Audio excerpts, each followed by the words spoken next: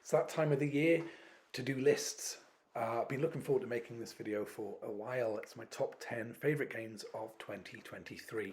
Not all the games have been made in 2023, but these are the ones I've reviewed this year. I've reviewed 38 games. I have 70 games on my system. In total, there's 690 itch titles to get out there. You've got 24 games for free from the season pass when you buy the device, and there's 100 plus on the catalogue. Wow! So let's start with number 10 for me. It's Jetpack by Braindead Games. Is it the best game in the world? No. Does it deserve to be in a top 10 list of the year? It does for me. I love Jetpack, and I'm so happy to have this game on the system. The idea is, with this top 10, by the way, it's not about quality or necessarily skill. It's just like, what 10 games would I take if I was on a desert island or in prison or shot into space and all I had was a Playdate and 10 games. This would be one of them. It makes me happy to have Jetpack on this system.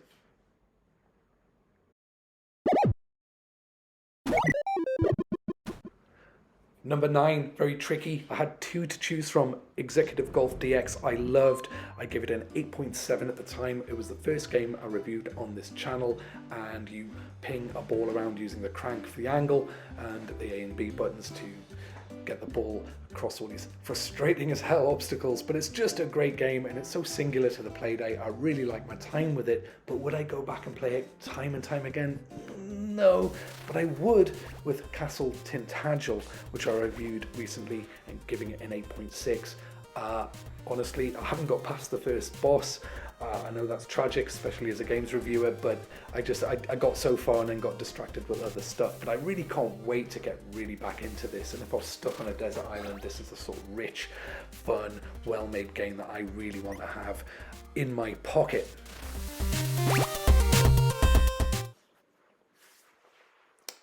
At number 8, Tau by Gareth Williams, a 360 crank powered shooter. It's, yeah, you just keep playing it. It's brilliant. It's such a good game. It's really well made. It's challenging. It's not perfect, but it's fun, and it's perennial. You know, you can just keep coming back and trying to beat the high score. I like the music a great deal, so that also swings it for me. But Tau, yeah, I come back and play this all the time. I really enjoy it, and I think a shooter of this nature is very much unique to the Playdate in a way, and for that it gets an extra point, and plus it just looks great on the tiny screen. Definitely go and get it if you like shooters and you want something a little bit different for your Playdate. At number 7, Played Upon by Lonely Star Software. It's a match 3 puzzle game. It was one of the first games I got for the system, and I really love it. It's just a smart, fast, cool, well-made game, and the fact that it plays in Tate mode, portrait mode, it really sells it for me. I can't overstate it. It's a small screen, but it's very clear, so the pieces are immediately apparent, so you can work at a quick pace with this game. And because it's in portrait mode, the entire screen is used, so it's utilized and it really works well.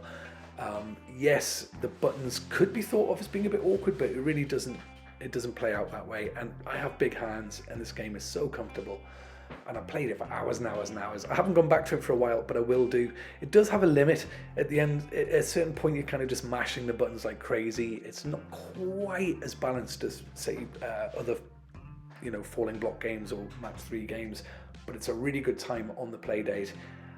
The music's great, and it's just well made, and I can play this for years, so it's in my top 10 at number 7. Blasting into number 6, IFO by Total Battery. This is a 360 degree shooter.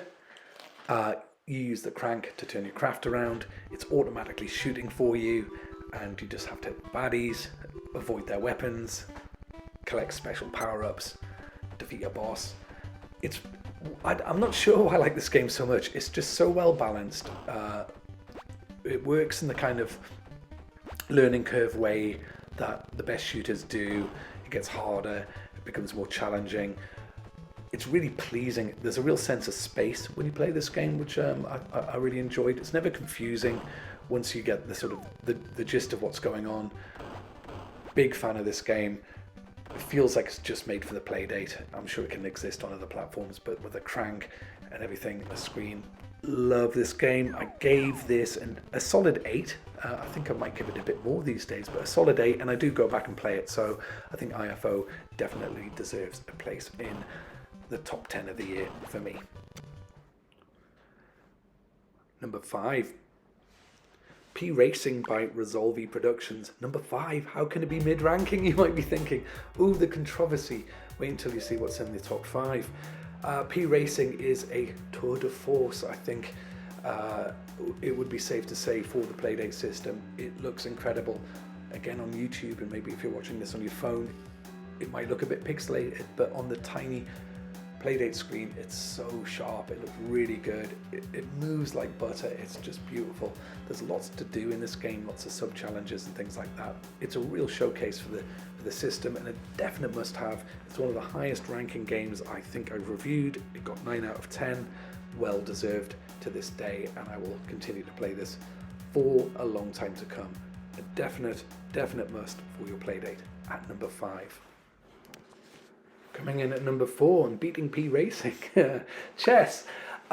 Yeah, having a solid chess game on the Playdate is a real treat. I wanted this from the beginning, and here it is. It's a small screen. It works really well. There's no confusion with the pieces. It's very clean.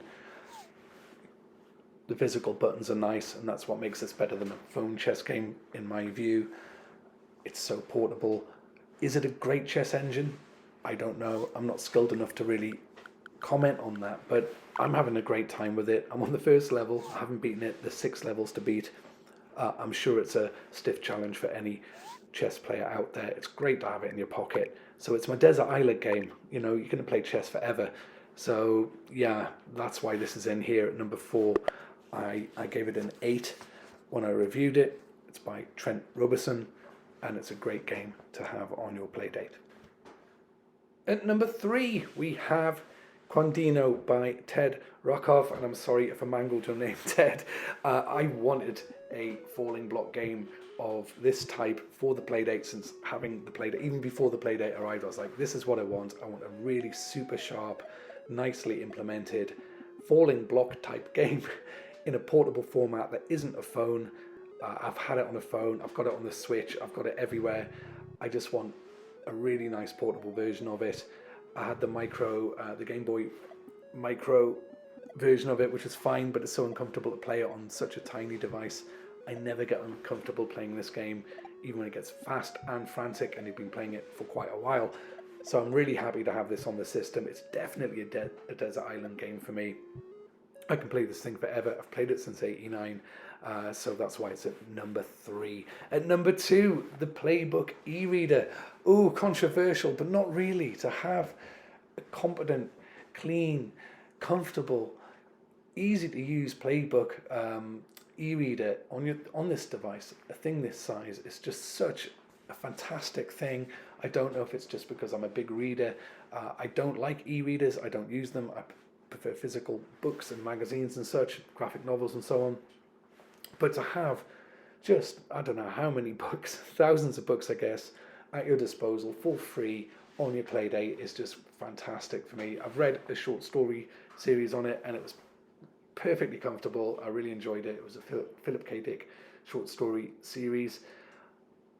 Larger books, I don't know. The Bible is on here. I reviewed that earlier on in the channel, and it's comfortable to read. What can I say? What more can you ask for? It's just clean and simple, no bells or whistles, but that's why that's at number 2 for me. I would take this to any desert island. At number 1, it is Grand Tour Legends by Iorama. It got 9.6 in the full review, which I'll link to below. It's almost a perfect video game. You are a cyclist, you can choose from a couple, and you're just hurtling through a course on your bike. The graphics are beautiful. Again, when you see it on the device itself, they look even better than they do here. The music's fantastic in my opinion. It's so fitting for the game. But what makes this so special is the input. You use the crank to speed up, and you need to get as fast as you can whilst watching your stamina meter. The turning is done automatically, so it's kind of stress-free in that way, which is really nice, but you're watching the bar on the left and trying to become number one. It feels exactly like pedaling a bike. It's such a wonderful feeling. It's really magical. It's very special. Whether you like cycling or not, it's so perfect, and I think that's why this is number one of the year for me. It's a fantastic game. You must have it on your Playdate. It's such a singular experience, and I'll come back to it time and time again.